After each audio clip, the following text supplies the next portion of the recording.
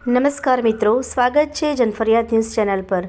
આજે આપણે વાત કરીશું સરદાર વલ્લભભાઈ પટેલની 150મી જન્મજયંતિ નિમિત્તે યોજાયેલી રન ફોર યુનિટી માર્ચ વિશે। આમ તો રન ફોર યુનિટી માર્ચ છેલ્લા 5 દિવસથી ચાલુ છે અને આજે આનો 6ઠ્ઠો દિવસ છે। આજે માર્ચની શરૂઆત વર્ણા શહેરથી કરવામાં આવી હતી। આ પ્રસંગે નાયબ મુખ્યમંત્રી હર્ષભાઈ સંઘવી પણ માર્ચમાં જોડાયા અને યુનિટીના સંદેશાને વધુ મજબૂત બનાવ્યો।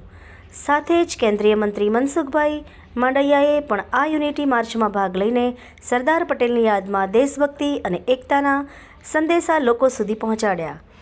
માર્ચ દરમિયાન બપોરે મેનપુરા ખાતે ખાસ સરદાર સભાનું આયોજન કરવામાં આવ્યું, જ્યાં સભાસદોએ સરદાર પટેલના જીવન, તેમના દ્રઢ નિશ્ચય અને દેશ માટેના યોગદાન પર પ્રકાશ પાડ્યો। યુવા અને જનસામાન્ય માટે આ સભા એક પ્રેરણાદાયક અનુભવ રહી। આ રન ફોર યુનિટી માર્ચ માત્ર દોડ નથી, આ તો એક સંદેશો છે, એકતા, ભાઈચારો અને દેશભક્તિનો સંદેશો।